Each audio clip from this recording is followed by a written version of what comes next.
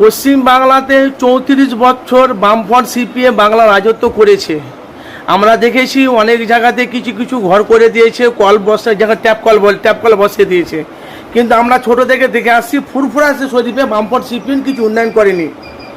কোন এক ব্যক্তি বলছে আমিও মতের সাথে মত মিল আছি, কিন্তু এখন যে বামফ্রন্ট সিপিএম 34 বছর পর বাংলার মানুষ একটা পরিবর্তন চেয়েছিল, তৃণমূল দলটা এসে তৃণমূল দলটা আসার পর 2011 থেকে 2025 পর্যন্ত যেভাবে মুখ্যমন্ত্রী মমতা সারা পশ্চিম বাংলায় উন্নয়ন করছে নয়, ফুরফুরা শরীফে ব্যাপক হারে উন্নয়ন করছে।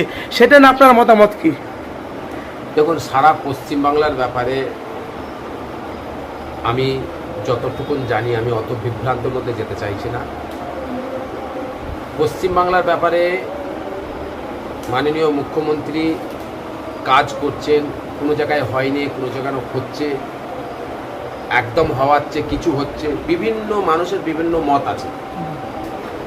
ফুরফুরা শরীফের ব্যাপারে আমি এখানে বসবাস করি, আমি ফুরফুরা শরীফের মাতৃভূমি, এখানেই আমার জন্ম, এখানেই আমি বড় হয়েছি, বা এখানকার এই দরবারের, এই হোসেন বখারি হুজুরের দরবারের একজন পীরজাদা আমি।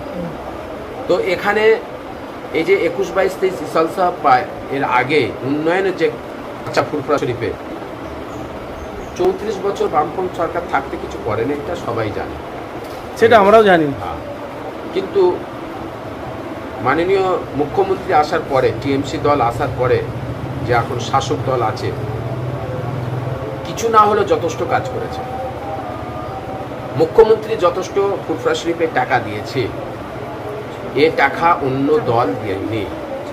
এবং আমাদের লড়াই প্রথম থেকে দেখবেন আমার কিছু কাটিং করে ছাড়া হয়েছে।